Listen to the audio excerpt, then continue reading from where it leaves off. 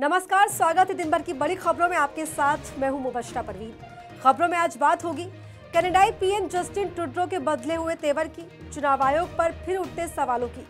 देखेंगे 72 घंटों में देश के 5 राज्यों में सांप्रदायिक तनाव को, पूर्व केंद्रीय मंत्री स्मृति ईरानी के टीवी पर कमबैक को। इन सब पर चर्चा करेंगे, लेकिन उससे पहले एक नजर अब तक की हेडलाइंस पर। जम्मू कश्मीर में मुख्यमंत्री पद की शपथ के बाद 4 राज्यसभा सीटों के लिए होगा चुनाव। गठबंधन जीत सकता है 3 सीटें। एनसीपी एसपी प्रमुख शरद पवार का बड़ा बयान, कहा ये बूढ़ा आदमी नहीं रुकेगा जब तक महाराष्ट्र को सही रास्ते पर नहीं ले आता। झारखंड में जेडीयू ने 11 सीटों पर ठोका दावा, सीएम नीतीश के पास पहुंची लिस्ट, टेंशन में आई बीजेपी। कोलकाता रेप केस को लेकर सुप्रीम कोर्ट हुआ सख्त, सीबीआई को जांच रिपोर्ट 3 हफ्ते में दाखिल करने को कहा। बाबा सिद्दीकी हत्याकांड में 2 लोगों को किया गया गिरफ्तार, यूपी के बहराइच से मुंबई पुलिस ने लिया हिरासत में।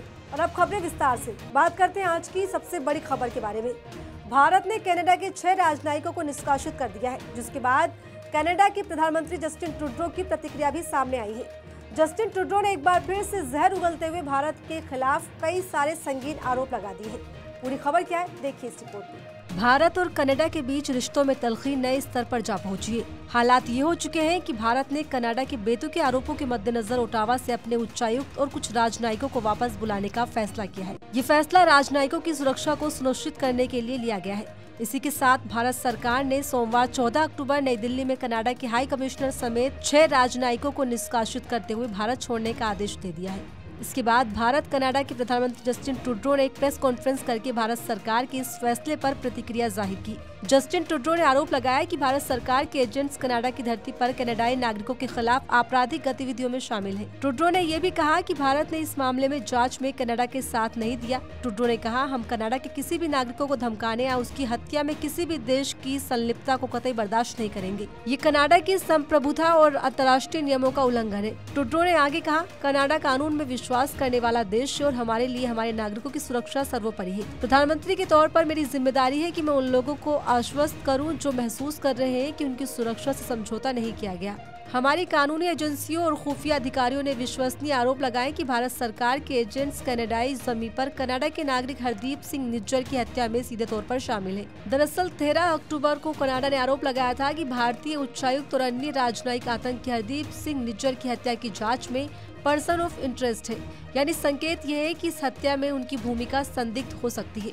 इसके बाद भारत ने बेहद कड़े शब्दों में जस्टिन ट्रूडो और उनकी सरकार को लताड़ा।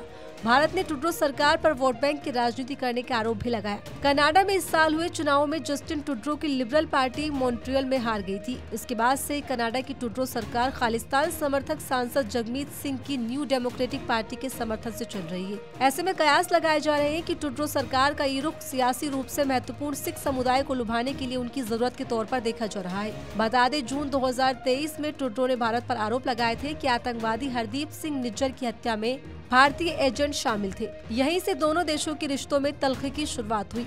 कनाडा के प्रधानमंत्री ने सितंबर में G20 शिखर सम्मेलन के बाद नई दिल्ली से लौटने के बाद तुरंत ये आरोप लगाया।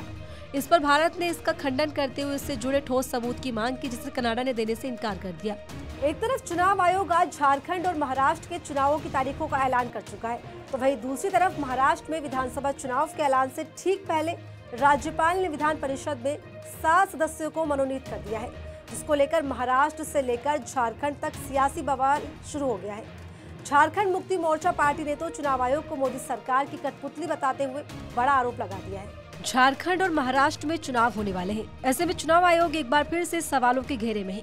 दरअसल दोनों राज्यों में चुनावों की तारीखों के ऐलान से महज कुछ घंटों पहले ही महाराष्ट्र विधान परिषद में राज्यपाल के द्वारा मनोनीत किए जाने वाले नाम तय कर लिए गए हैं। 12 विधायकों में से 7 के नाम को मंजूरी मिल गई। महाविकास आघाड़ी सरकार के समय से ही राज्यपाल मनोनीत 12 सदस्यों का फैसला लंबित चल रहा था। ऐसे में राज्य में चुनावी तारीखों के ऐलान से पहले लिया गया ये फैसला चुनाव आयोग को सवालों के घेरे में डाल रहा है। इस पर झारखंड के मुख्यमंत्री हेमंत सोरेन की पार्टी झारखंड मुक्ति मोर्चा ने चुनाव आयोग पर निशाना साधा है। जेएमएम नेता मनोज पांडे ने आरोप लगाया है कि बीजेपी नेताओं को कल ही चुनाव के ऐलान की जानकारी मिल गई थी। मनोज पांडे ने चुनाव आयोग को कठपुतली बताते हुए कहा, हम चुनाव के लिए हमेशा तैयार रहते हैं, लेकिन आज चुनाव की घोषणा होने वाली है और इसकी जानकारी बीजेपी के नेताओं को कल ही लग गई थी। ये बहुत गंभीर विषय है। क्या बीजेपी नेताओं के इशारे पर चुनाव आयोग काम करता है? हेमंत बिस्वा शर्मा कल अपने एक बयान में बोल गए कि आज चुनाव की घोषणा होने वाली है। किसी आयोग को इस कदर कठपुतली बनाकर रखना एक गंभीर बात है। महाराष्ट्र में चुनावी तारीखों से पहले लिए गए इस फैसले से न केवल झारखंड में सियासी बवाल देखने को मिल रहा है, बल्कि महाराष्ट्र में भी सियासत गर्मा गई है। वहीं शिवसेना यूबीटी नेता उद्धव ठाकरे ने भी सवाल उठाते हुए नवनियुक्त 7 एमएलसी के शपथ ग्रहण समारोह पर रोक लगाने को लेकर बॉम्बे हाईकोर्ट में याचिका दायर की थी। हालांकि बॉम्बे हाईकोर्ट की तरफ से याचिका खारिज कर दी गई। ऐसे में राज्य में आचार संहिता लगाने से पहले महाराष्ट्र सरकार के इस फैसले ने चुनाव आयोग पर भी कई गंभीर सवाल खड़े कर दिए हैं।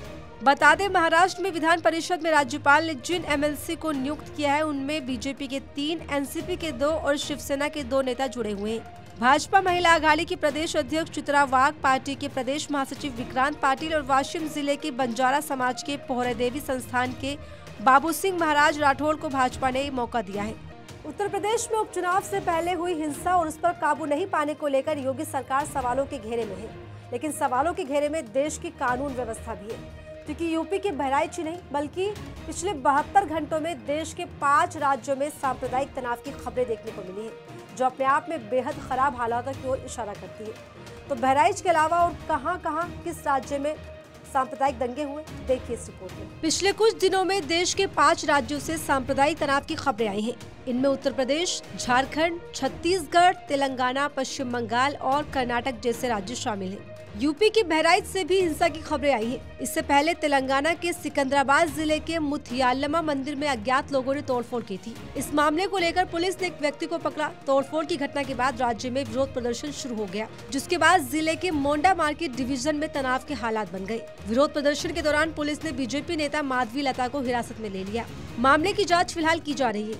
ठीक इसी तरह पश्चिम बंगाल में 13 अक्टूबर की रात एक दुर्गा पंडाल में तोड़फोड़ की गई। घटना हावड़ा जिले के श्यामपुर इलाके की है। इस पर बीजेपी का दावा है कि इस दौरान देवी दुर्गा की मूर्ति को भी नुकसान पहुंचाया गया। राज्य में विपक्ष के नेता सुवेंदु अधिकारी ने एक ट्वीट में लिखा, श्यामपुर पुलिस स्टेशन से लौटते समय उपद्रवियों का एक हिस्सा उग्र हो गया और दुर्गा पूजा पंडालों में तोड़फोड़ शुरू कर दी। उन्होंने श्यामपुर बाजार व्यवसायी समिति पूजा पंडाल में मूर्तियों को आग लगा दी और अन्य पंडालों में भी तोड़फोड़ की। उनमें से कुछ ने विसर्जन घाट पर पथराव भी किया। हावड़ा ग्रामीण पुलिस जिले के श्यामपुर पुलिस स्टेशन के अंतर्गत आने वाले इलाके की स्थिति बहुत तनावपूर्ण है। कर्नाटक के बेलगावी जिले से भी 2 समूह के बीच झड़प की खबरें सामने आई। ये घटना 13 अक्टूबर की है। आरोप है कि रात को देवी दुर्गा की मूर्ति को अपमानित किया गया। इस घटना में 3 लोग घायल हुए, 2 बाइक और 1 कार को नुकसान पहुंचाया गया। मीडिया रिपोर्ट्स के मुताबिक भीड़ पर काबू पाने के लिए पुलिस ने लाठीचार्ज किया और हालात बिगड़ गए। इसी तरह एक दिन पहले महासी इलाके से भी झड़प की खबरें सामने आई थी। इसमें आरोप लगाया गया कि दुर्गा प्रतिमा विसर्जन के दौरान विवाद हुआ था। इस मामले में पुलिस ने बताया कि यहाँ के महाराजगंज इलाके में हुई झड़प के मामले में 30 लोगों को हिरासत में लिया गया है। 13 अक्टूबर को हुई झारखंड के गढ़वा में भी ऐसी ही घटना हुई। मूर्ति विसर्जन के दौरान यहाँ ग्रामीणों और पुलिस के बीच हिंसक झड़प हुई। ग्रामीण मूर्ति को उसी रास्ते से ले जाना चाहते थे जहां पुलिस ने रास्ते पर बैरिकेडिंग की थी। ऐसे में हालात बिगड़े और स्थिति पर कंट्रोल पाने के लिए पुलिस ने लाठीचार्ज किया। इसके बाद अब उत्तर प्रदेश के बहराइच से भी हिंसा की खबरें सामने आई। 13 अक्टूबर को यहां हरदी इलाके में दुर्गा मूर्ति के विसर्जन के दौरान डीजे बजाने को लेकर विवाद हुआ। इसके बाद हिंसा भड़क गई। पथराव, आगजनी के बाद फायरिंग भी हुई। घटना में 22 साल के रामगोपाल मिश्रा की मौत हो गई। इसके बाद मृतक के घर पर भारी भीड़ इकट्ठा हो गई। भीड़ नकवा गांव पहुंची और आगजनी की। आरोप है कि गांव से कुछ ही दूरी पर एक मजार को तोड़ने की भी कोशिश की गई। ठीक इसी तरह बीजेपी शासित राज्य छत्तीसगढ़ के सूरजपुर में भी आक्रामक भीड़ का एक नजारा देखने को मिला। लेकिन एक के बाद एक देश के अलग अलग हिस्सों में सांप्रदायिक तनाव न केवल सरकार पर सवाल खड़े करता है, बल्कि देश की कानून व्यवस्था पर भी प्रश्न चिन्ह लगाता है। लोकसभा चुनाव 2024 में अमेठी सीट से बुरी हार का सामना करने वाली पूर्व केंद्रीय मंत्री स्मृति ईरानी जल्द ही दोबारा सिल्वर स्क्रीन पर नजर आने वाली है। तो क्या ये मान लिया जाए कि पीएम मोदी की खास और भाजपा के कद्दावर नेताओं में शुमार स्मृति ईरानी अब भाजपा के लिए मायने नहीं रखती? क्या स्मृति ईरानी को अब बीजेपी ने साइडलाइन कर दिया है? पूरी खबर क्या है, देखिए इस रिपोर्ट में। अभिनेत्री से राजनेता बनी पूर्व केंद्रीय मंत्री स्मृति ईरानी ने राजनीति में खुद को एक कद्दावर नेता के रूप में साबित तो कर दिया, लेकिन लोकसभा चुनाव 2024 के नतीजों ने स्मृति ईरानी को राजनीति में जबरदस्त झटका दे दिया और स्मृति ईरानी को अमेठी में बुरी तरह हार का सामना करना पड़ा। इस बीच बीजेपी से अलग थलग नजर आ रही स्मृति ईरानी ने यूटर्न लेते हुए सिल्वर स्क्रीन पर वापसी की तैयारी कर ली है। दरअसल खबरें सामने आ रही हैं कि राजन शाही के पॉपुलर शो अनुपमा में भाजपा नेता स्मृति ईरानी की एंट्री हो सकती है। ये खबर सुनकर आपको हैरानी जरूर होगी, लेकिन कई रिपोर्ट्स में दावा किया जा रहा है कि स्मृति ईरानी टीवी पर वापसी करने वाली है। बता दें, भाजपा नेत्री स्मृति ईरानी ने टीवी सीरियल आतिश से अपने एक्टिंग डेब्यू की शुरुआत की थी। इसके बाद क्योंकि सास भी कभी बहू से घर घर में अपनी पहचान बनाने वाली स्मृति ईरानी ने साल 2009 के बाद टीवी की दुनिया को छोड़कर बीजेपी में शामिल हो गई थी। तो ऐसे में कयास लग रहे हैं कि क्या स्मृति ईरानी राजनीति छोड़ रही है। बता दें कि साल 2019 में अमेठी सीट पर जीतने वाली बीजेपी की स्मृति ईरानी को लोकसभा चुनाव 2024 में कांग्रेस के किशोरी लाल ने हराया, जिन्हें 5,39,228 वोट मिले थे। हालांकि लोकसभा चुनाव 2024 के नतीजों को लेकर सबसे चौंकाने वाले परिणाम उत्तर प्रदेश के रहे थे, जहां बीजेपी को काफी नुकसान उठाना पड़ा था। इसमें सबसे ज्यादा चर्चा हुई अमेठी से पूर्व सांसद स्मृति ईरानी को लेकर। अमेठी से चुनाव हारने के बाद ये खबरें सामने आने लगी कि भाजपा में हारने के बाद साइडलाइन करने का सिलसिला शुरू हो जाता है। लोकसभा चुनाव 2024 में हारने के बाद पूर्व केंद्रीय मंत्री स्मृति ईरानी के पास अब इस सरकार में कोई पद नहीं है। ऐसे में कयास लगाए जा रहे हैं कि काम की तलाश में पूर्व केंद्रीय मंत्री स्मृति ईरानी ने दोबारा से टीवी लाइन में जाने का फैसला किया है। साथ ही खबरें ये भी निकलकर सामने आ रही हैं कि जल्द ही स्मृति ईरानी राजनीति से अलग होने का ऐलान भी कर सकती है। फिलहाल आगे क्या होगा वो देखना दिलचस्प होगा। फिलहाल इस बुलेटिन में इतना ही। ऐसी तमाम खबरों के लिए बने रहिए मेरे साथ। नमस्कार।